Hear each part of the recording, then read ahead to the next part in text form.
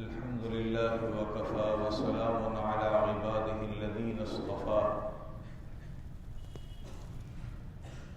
أما بعد فأعوذ بالله من الشيطان الرجيم بسم الله الرحمن الرحيم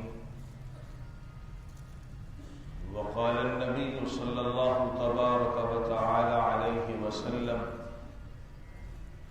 لا تقوم الساعة حتى يجعل كتاب الله عارا أو كما قال صلى الله تبارك وتعالى عليه وسلم۔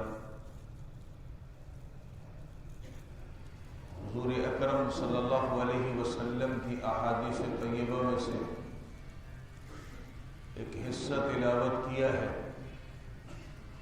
دعا ہے کہ اللہ تبارک و تعالی اس کا صحیح مفہوم بیان کرنے کی اور ہم سب کو اس پر عمل کرنے کی توفیق نصیب فرما دے۔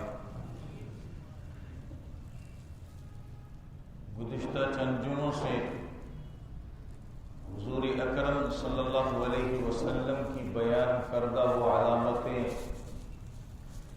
جو اس امت کے اندر پیدا ہوں گی ان کا بیان چل رہا ہے۔ ان علامتوں میں بعض علامتیں وہ ہیں جو انسان کے اندر پیدا ہوں اور بڑھتی چلی جاتی، ختم نہیں ہوتی، جبکہ انسان کا کام یہ ہے کہ ان چیزوں سے بچے جس کے بارے میں ہمارے نبی نے ہم کو آگاہ کیا ہے۔ عقل مند اس کو کہا جاتا ہے جو وقت سے پہلے اپنی تیاری کر لیتا ہے، اور بے وقوف وہ ہوتا ہے جو انتظار کے اندر رہتا ہے اور کہتا ہے کہ ابھی وقت بہت ہے۔ آج جو حدیث تلاوت کی ہے، رسول کریم صلی اللہ علیہ وسلم نے فرمایا اس وقت تک قیامت قائم نہیں ہوگی جب تک کہ اللہ رب العزت کی مقدس کتاب قرآن کریم کو لوگ عار بنا لیتے ہیں۔ عار بنانے کا مطلب ہے اللہ کی کتاب اس کو لوگ اپنے لیے ذلت کا کام سمجھیں۔ قرآن کریم کا سیکھنا، پڑھنا، اپنی اولاد کو سکھانا، پڑھانا اور ایک مسلمان کا اس میں بتائے ہوئے احکامات پر عمل کرنا اصل حقیقت یہ ہے۔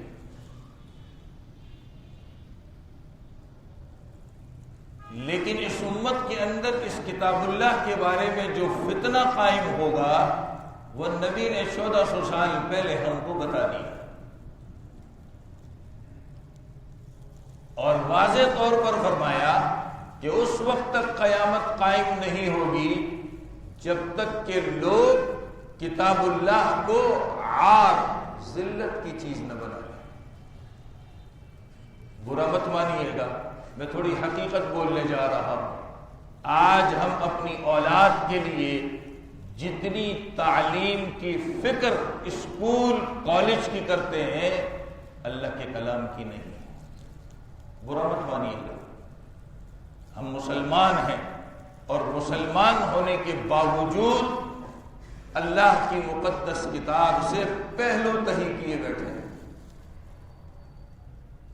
ہمارا بچہ اسکول کے اندر 7 سے 8 گھنٹے پڑھتا ہے، اس پر بس نہیں ہوتا، شام کو ٹیوشن جاتا ہے 2 سے 3 گھنٹے پڑھتا ہے، مجموعی وقت 10 گھنٹے بنتے ہیں، اور اللہ کا کلام 15 منٹ 20 منٹ، حد مارو 1 گھنٹہ، اور اگر 2 گھنٹے والے مدرسے میں چلا جائے تو 2 گھنٹے، اس سے زیادہ ہمارے پاس اللہ کی کتاب کے لیے ٹائم نہیں۔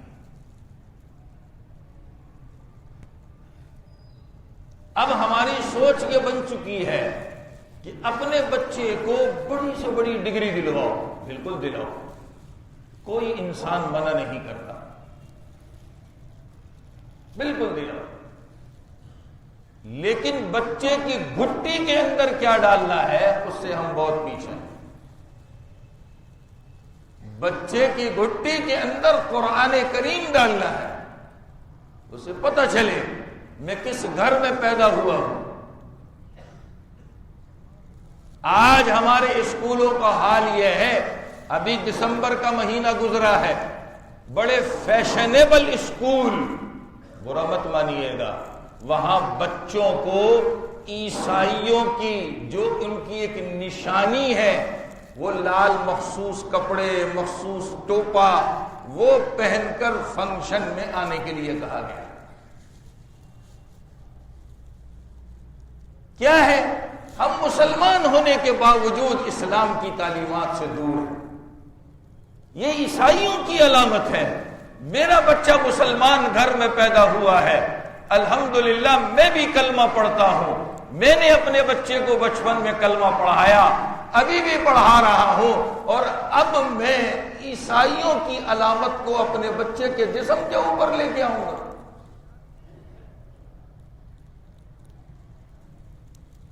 جب آدمی روشن خیال بنتا ہے، روشن خیال دنیا سب کچھ ہے، اسی کو روشن خیال کہتے ہیں، بٹن سب کچھ ہے، مشینیں سب کچھ ہیں، تو پھر حال یہ ہوتا ہے کہ ہمارا ہی جوان فرعون کی مومی کے پاس کھڑے ہو کر اس کی مغفرت کی دعا کر رہا ہوتا ہے۔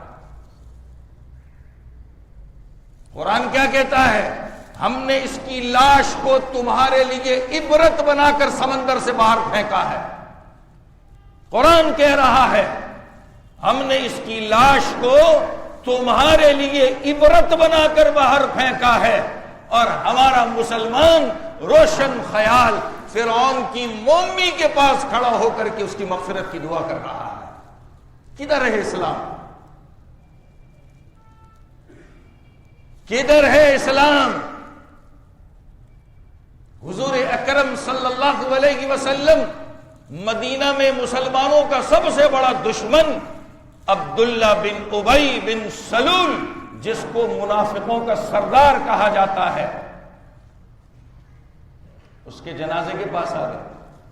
حضرت عمر رضی اللہ تعالیٰ عنہ سامنے آ گئے، فرمایا اللہ کے نبی، آپ مسلمانوں کے دشمن کے سامنے اس نے فلاں دن یہ کیا، فلاں دن یہ کیا، فلاں دن یہ کیا، فلاں دن یہ کیا۔ کہا عمر پیچھے ہو جاؤ، اللہ نے مجھے اختیار دیا ہے، قرآن میں موجود ہے، پارہ 10 پڑھیے، استغفر لہم او لا تستغفر لہم ان تستغفر لہم 70 مرہ، آپ اس کے لیے استغفار کریں نہ کریں، 70 مرتبہ بھی کریں، کہا مجھے اختیار دیا ہے۔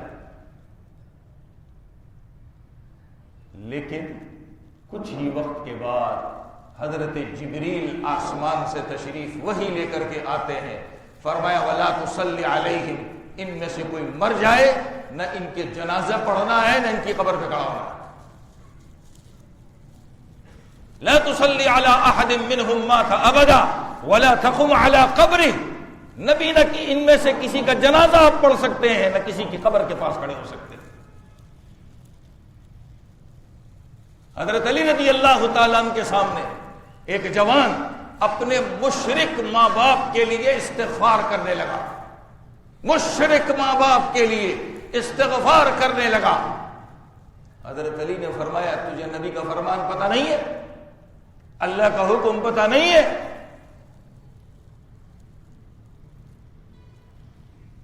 ہم کن چکروں میں پڑ گئے؟ یعنی ہم مسلمانوں کو اتنا ہی نہیں پتا کہ جس چیز سے اللہ نے قرآن میں منع کیا ہے آج میں وہ کرنے جا رہا ہوں۔ روشن خیال مسلمان فرعون کی مومی کے پاس کھڑے ہو کر اس کی مغفرت کی دعا کر رہا ہے۔ کیا آپ نے نہیں دیکھا یہ؟ ہمیں بھی بڑا شوق ہوتا ہے، جوش آتا ہے، یار فلاں کے تہوار کا دن ہے، فلاں کی یہ چیز کا دن ہے، فلاں کی یہ چیز کا دن ہے، وہ چراغ جلاتے ہیں ہم بھی جلا لیں۔ ارے مسلمانوں، یہ تمہارا طریقہ نہیں ہے، یہ غیر مسلموں کا طریقہ ہے۔ آواز کیا لگاتے ہیں؟ ارے اتحاد پیدا ہوگا، اتحاد اسی چراغوں کے اندر رہ گیا، موم بتیاں جلانے کے اندر رہ گیا۔ ان کے طور و طریق اپنانے کے اندر رہ گیا؟ ارے اتفاق پیدا ہوتا ہے میرے اخلاق سے، میں اپنے اخلاق اس کو دکھاؤں کہ اسلام ہمیں کیا سکھاتا ہے، کہ انسانیت کا خیال کیسے کیا جاتا ہے۔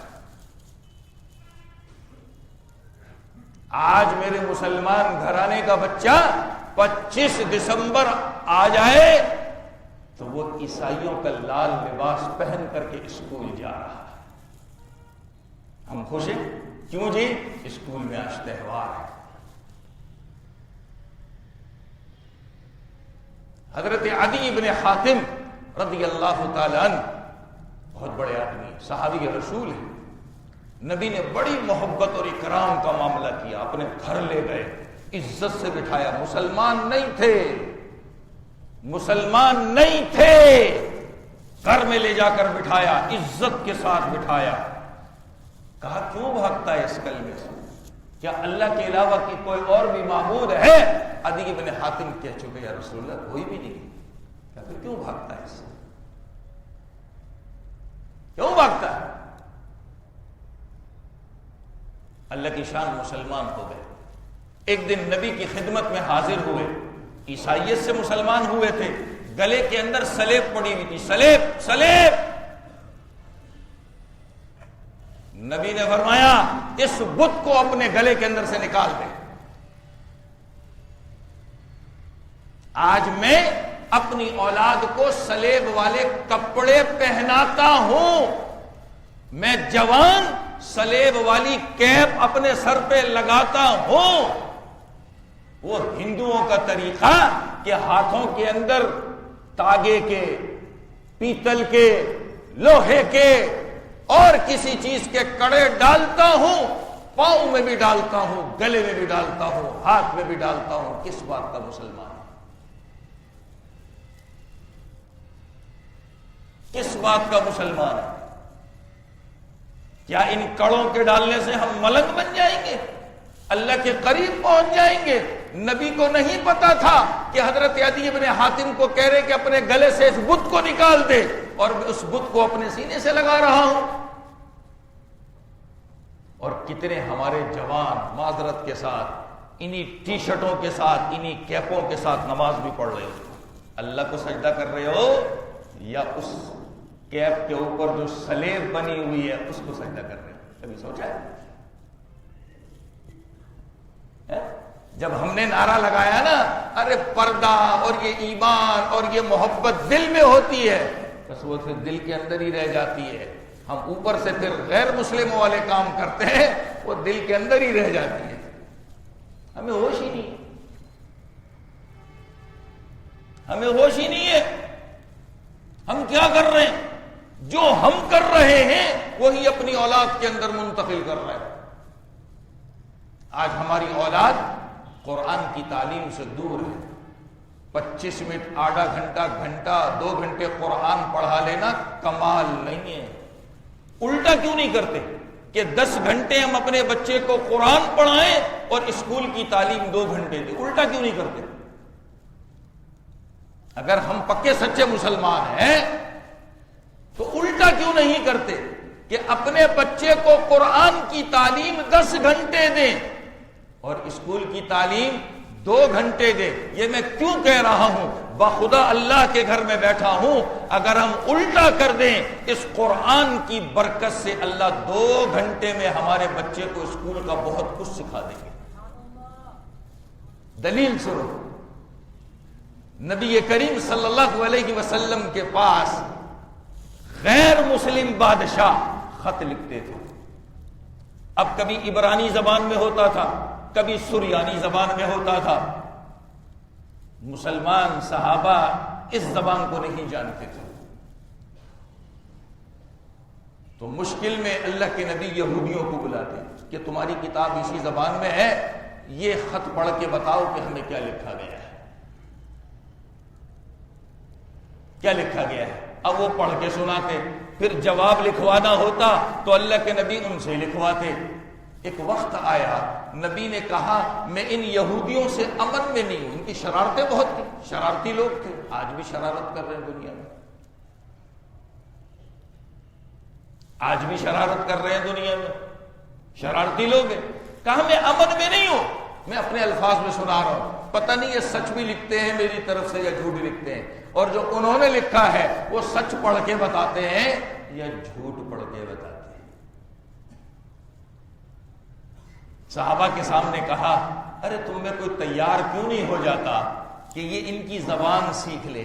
حضرت حذیفہ رضی اللہ تعالیٰ نے فرمایا یا رسول اللہ یہ کام میں کرنے کے لیے تیار ہوں. حضرت حذیفہ رضی اللہ نے فرمایا یا رسول اللہ یہ کام میں کرنے کے لیے تیار ہوں. حضرت حذیفہ کے اپنے الفاظ، وہ فرماتے ہیں میں یہ زبان سیکھنے کے لیے گیا، 15 دن کے اندر سیکھ کر آ گیا. کیسی برکت ہے نبی کی، دین کی برکت کیسی ہے. کہتے صرف 15 دن کے اندر یہ زبان میں سیکھ کر کے آ گیا. آج ہمارا بچہ انگلش لینگویج کا کورس کرنے جاتا ہے، وہ بھی 9 مہینے کا ہوتا ہے، وہ بھی پورا نہیں آتا اس کو. ہم فیسیں بھر کے تھک جاتے ہیں، فیسیں بھر کے تھک جاتے ہیں، تب بھی ہمارے بچے کو وہ انگریزی پوری نہیں آتی جو مجھ سے چاہ رہے ہیں. کیوں؟ ہم اسلام کی تعلیم سے دور ہو گئے، اسلام کی برکتوں سے دور ہو گئے. جب ہم اسلام کی برکتوں سے دور ہو گئے تو اللہ تعالیٰ نے بھی ہمیں پیچھے کر دیا. اس لیے میں نے کہا کہ اپنے بچے کو 10 گھنٹے قرآن پڑھائیے، 2 گھنٹے اسکول کی تعلیم دلوائیے. میں اللہ کے گھر میں بیٹھ کے کہتا ہوں مجھے اللہ کی ذات سے امید ہے کہ اس قرآن کی برکت سے تھوڑے وقت میں یہ اسکول کی تعلیم اس کو ملے گی، اور ایسی ملے گی جو رٹے والی نہیں ہوگی جو ہمارے اسکولوں میں رٹا چلتا ہے، ہمارے ٹیوشنوں کے اندر، انسٹیٹیوٹ کے اندر رٹافیکیشن چلتی، وہ نہیں ہوگی. اللہ اس قرآن کی برکت سے بہترین تعلیم دیں گے اس کو. مگر آج ہم اس کو قبول کرنے کے لیے تیار نہیں ہیں. میرا بچہ، میں نہیں کہتا آپ بچے کو مدرسے میں بھیجو، میں نہیں کہتا، اپنے گھر میں ہی پڑھاؤ، لیکن 10 گھنٹے قرآن پڑھاؤ.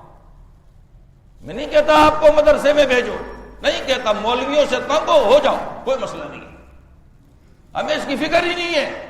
ہم تو صرف اتنا رو رہے ہیں 10 گھنٹے اپنے بچے کو اپنے سامنے بٹھا کر قرآن پڑھاؤ. یہ تو کر سکتے ہیں نا، یہ نہیں کر سکتے؟ نہیں بھیجو مدرسے میں. ہم نہیں کہتے بچوں کو مدرسے میں بھیجو، کوئی ضرورت نہیں آپ کے بچے مدرسے میں آئے. آنکھوں کے سامنے بٹھا کے تو 10 گھنٹے پڑھا سکتے ہیں کہ نہیں پڑھا سکتے؟ نبی کی 1400 سال پہلے کی بات بالکل ٹھیک تھی کہ لوگ قرآن کو عار بنا لیں گے، عار، ذلت کی چیز بنا لیں گے. اور آج ہمارے معاشرے میں ہے. اگلی بات بھی کہنے جا رہا ہوں، برا مت مانیے گا. ہمارے یہاں دین حاصل کرنے والا بچہ شروع میں ماں باپ بڑے شوق سے اور ذوق سے اس کو بٹھا دیتے پڑھنے کے لیے، بیٹا تو پڑھ. 2-4 سال گزرتے ہیں، سب سے پہلے ماں باپ ہی اس کو گالیاں دیتے ہیں، ماں باپ ہی اس کو برا بھلا کہتے ہیں. اصل میں ماں باپ سمجھتے ہیں یہ مدرسہ ایک مشین ہے، بس بچے کو یہاں سے ڈالیں گے وہاں سے صحابی رسول بن کے نکلے گا. یہ ایسی مشین ہے، بچی کو یہاں سے ڈالیں گے وہاں سے رابعہ بصریہ بن کے نکلے گی. جیسے روٹی پکانے کی مشین ہوتی ہے نا، پیڑا یہاں سے اس کو بیل کر کے ڈال دیا، وہاں سے روٹی پک کے نکلتی ہے. ہم اپنی اولاد کو بھی ایسا ہی سمجھتے ہیں. ایسا نہیں ہوتا، محنت کرنی پڑتی ہے، محنت کرنی پڑتی ہے. میں ایک چھوٹی سی مثال دیتا ہوں. حضرت جعفر نبی علیہ السلام کے کزن ہیں، جنگ موتا میں شہید ہو گئے. ان کے بیٹے تھے حضرت عبداللہ، چھوٹی سی عمر کے تھے. جب نبی علیہ السلام کی وفات ہوئی ہے تو کچھ صحابہ چھوٹی عمر میں مگر نبی سے بہت علم حاصل کیے ہوئے تھے. ان میں سے ایک یہ بھی تھے عبداللہ بن جعفر رضی اللہ تعالیٰ. خود کہتے ہیں عبداللہ میں نبی کے ساتھ ایک مرتبہ ایسے خالی زمین میں جا رہا تھا، نبی نے میرے کاندھے کے اوپر ہاتھ رکھ دیا. نبی نے میرے کاندھے کے اوپر ہاتھ رکھ دیا. ہم چلتے جا رہے ہیں، چلتے چلتے مجھے کہہ رہے عبداللہ. میں نے کہا جی اللہ کے نبی حاضر ہوں آپ کی خدمت میں. کہا بیٹا جب پیشاب کرنے کے لیے جاؤ اس طرح بیٹھتے ہیں، کپڑے اس طرح اتارتے ہیں، اپنے بدن کو اس طرح چھپاتے ہیں. اللہ کے نبی نے ساری چیز بتا دی، ساری چیز بتا دی.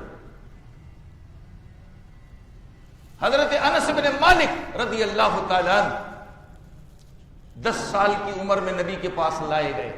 بی بی ام سلیم رضی اللہ تعالی عنہ ان کی والدہ ہے، نبی کی خدمت میں لا کے چھوڑا، نبی کی خدمت میں لا کر چھوڑا. الاستذکار میں ابن عبد البر رحمہ اللہ نے لکھا ہے کہ جب بی بی ان کو لے کر کے آئی تھی تو ان کے جسم کے اوپر کپڑے بھی پورے نہیں تھے. حضرت انس کے جسم کے اوپر جو ہے کپڑے بھی پورے نہیں تھے، اپنے دوپٹے کے کچھ حصے سے ان کے بدن کو چھپایا تھا. اور نبی کی خدمت میں لا کر پتہ ہے کیا کہا؟ یہ سمجھدار بچہ ہے، آپ کی خدمت کرے گا. 10 سال خدمت کی، 10 سال خدمت کی. جب آئے تھے بدن پہ کپڑا بھی پورا نہیں تھا، چھوٹی عمر کے تھے. نبی یہ کام بتاتے، یہ کر لو، یہ کر لو، یہ کر لو، سب کام کرتے تھے، سب کام کرتے تھے. ایک دن نبی نے حضرت انس سے کہا، الفاظ سنیے نبی کے، کہ یا بنی، اے بچے. کیا کہا نبی نے؟ اے بچے بات سن، جب تو صبح کرے تو اپنے دل میں کسی کے لیے دشمنی نہیں رکھنا. کیا کہا؟ بچے کو سکھا رہے، بچے کو اے بیٹا جب تو صبح کرے تو دل میں اپنے دل میں کسی کے لیے دشمنی نہیں رکھنا. اور اسی پر بس نہیں کیا، کہا بیٹا یہ میرا طریقہ ہے. کیا کہا؟ یہ میرا طریقہ ہے. اس پر بھی بس نہیں کیا، کہا جو میرے طریقے پر عمل کرے گا وہ مجھ سے محبت رکھنے والا ہے، اور جو مجھ سے محبت رکھنے والا ہے، اگلی بات سنیے، کہا وہ جنت میں داخل ہوگا. ایک چھوٹے سے بچے کو سمجھا رہے ہیں. اور ہم سب اٹھتے ہیں تو ہمارے گھروں کا رواج کیا ہے؟ بچہ اٹھا، بیٹا آج دادی کے پاس نہیں جانا، آج دادو کے پاس نہیں جانا، آج چاچو کے پاس نہیں جانا، آج فلانے کے پاس نہیں جانا، آج یہ نہیں کرنا، آج وہ نہیں کرنا. یہ ہمارا حال ہے. کیا ہے؟ اپنے گھروں میں دشمنیاں پال کر رکھی ہوئی. یہی حضرت انس 100 سے اوپر عمر پائی ہے، 100 سے اوپر. بصرہ کے اندر آخری صحابی ہیں جن کا انتقال ہوا ہے. حجاج ابن یوسف جیسا ظالم آدمی جس نے 1,20,000 انسانوں کا قتل کیا، حضرت انس کو دیکھ کر ڈر گیا تھا. جب انتقال ہونے لگا، میں نے کیا کہا تھا؟ نبی کی خدمت میں جب آئے تو جسم کے اوپر کپڑے بھی پورے نہیں تھے. یہ ذہن میں ہے؟ نبی کے پاس جب آئے تو جسم کے کپڑے بھی پورے نہیں تھے. بصرہ میں انتقال ہونے لگا، اپنے بیٹے نظر کو بلایا، کہا بیٹا جب میں مر جاؤں اور تم مجھے غسل دے دو. اور غسل کے لیے بھی وصیت کی تھی کہ فلاں آ کر کے دیں گے.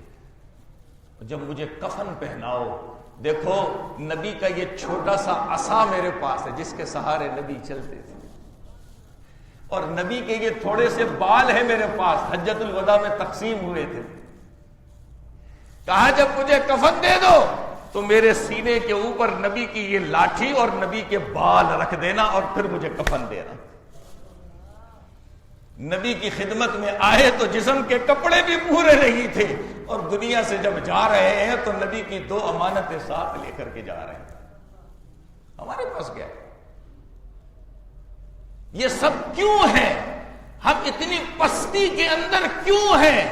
اسی لیے ہیں کہ دین بیزار لوگ ہیں، روشن خیال لوگ ہیں. ہم دیکھتے ہیں معاشرے میں کیا چل رہا ہے، میری برادری میں کیا چل رہا ہے، میرے خاندان میں کیا چل رہا ہے، ہم اسی پر چل رہے ہیں، ہم اسی پر چل رہے ہیں. لیکن میرے ذہن میں مسلمان ہونے کے باوجود یہ بات نہیں آتی کہ اللہ رسول نے دنیا میں کیا چھوڑا تھا، اور اللہ رسول نے کیا کہا تھا کہ کون کون سی چیز پہ عمل کرنا ہے. یہ میرے کو کیوں نہیں آتا. آج ہماری جو پستی ہے، ہم جو دنیا میں ذلیل ہو رہے ہیں، اسی لیے ذلیل ہو رہے ہیں کہ ہم قرآن سے دور ہیں. اس پر خوش نہ ہوں کہ میں تلاوت کرتا ہوں، روزانہ 1 سپارہ پڑھتا ہوں، 2 سپارے پڑھتا ہوں، 3 سپارے پڑھتا ہوں. اپنی فکر تو کر لی، اپنی اولاد کی فکر کی کہ میری اولاد پڑھتی ہے کہ نہیں پڑھتی. صرف میرے بچنے سے، میرے پڑھنے سے کیا پورا گھر بچ جائے گا؟ ادھر قرآن کہتا ہے قُوا أَنفُسَكُمْ وَأَهْلِيكُمْ نَارًا، پارے 28 سورہ تحریم. ارے اپنے آپ کو بھی بچاؤ، اپنے گھر والوں کو بھی بچاؤ جہنم کا ایندھن بننے سے. میرے 2 سپارے پڑھنے سے میرے بچے تھوڑی جہنم سے بچ جائیں گے. اور اگر مجھے اللہ نے اتنی سمجھ دی ہے کہ الحمدللہ میں نمازی ہوں، میں قرآن پڑھنے والا ہوں، تو صرف اپنا گھر نہیں، پورے اپنے خاندان کی فکر کرتا، ایک ایک بچے کے اوپر نظر رکھتا کہ میرے خاندان کے بچے کیا کر رہے ہیں. آج تو اندھے بنے ہوئے ہیں، جو کھڈے میں گر رہا ہے گرنے دو، ہمیں اس سے کیا ہے. کون ہے جی بھتیجا، کون ہے جی بانجا، کون ہے جی چھوٹا بھائی، کون ہے جی چھوٹی بہن، گرتا ہے گرنے دو. یا شیخ اپنی اپنی دیکھ. مسلمان ہیں ہم لوگ؟ کس بات کے مسلمان ہیں؟ کیا ہے ہمارے پاس؟ بس نمازیں پڑھ رہے ہیں، یہی ہے، اور کچھ بھی نہیں ہے. آج قرآن کریم ہار بن چکا ہے، ذلت کی چیز بن چکا ہے. اور ہم اپنے خاندان میں بڑے فخر سے بولتے ہیں میرا بچہ تو فلاں اسکول میں پڑھتا ہے، فلاں اتنے 1000 روپے اس کی فیس ہے.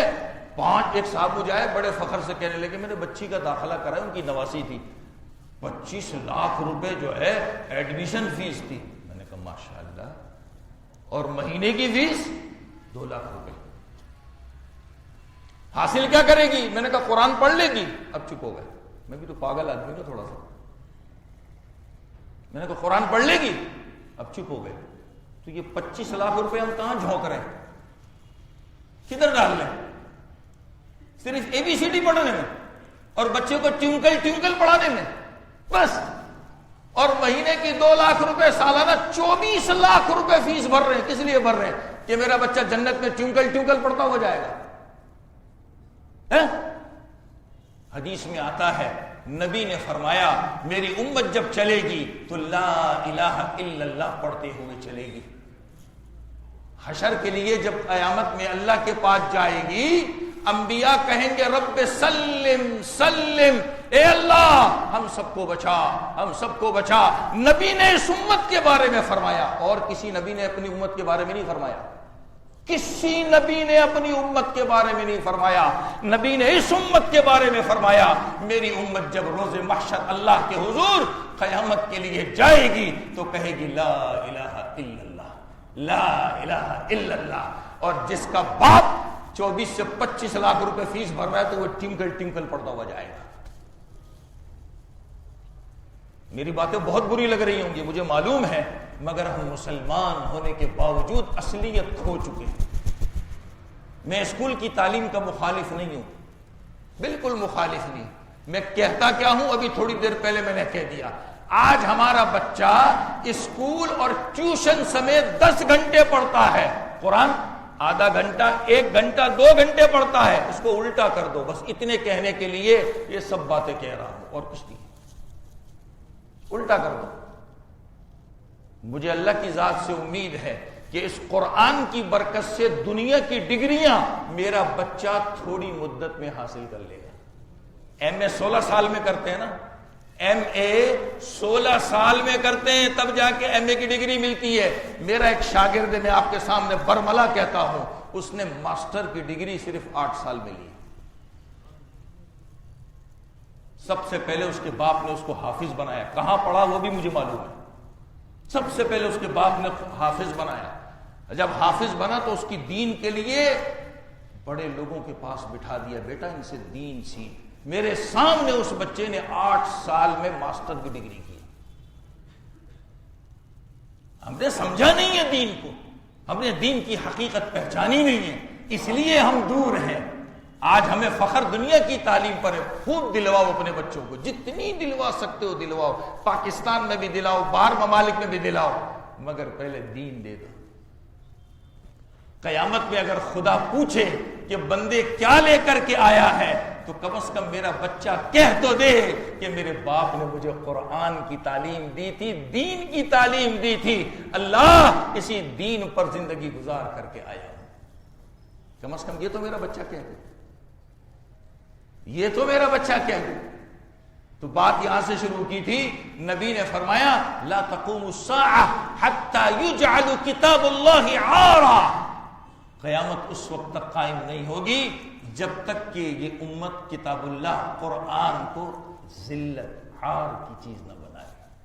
اللہ کرے کہ ایسی گندی چیزیں ہماری سوچوں سے بھی نکل جائے، عمل سے بھی نکل جائے، ہم اپنے لیے بھی اور اپنے کنبے کے لیے بھی اچھا اور دین کی سوچنے والے، اس پر عمل کرنے والے بن جائیں۔ اللہ عمل کی توفیق دے۔ مزید تفصیل انشاءاللہ آئندہ جمعہ کی جائے گی۔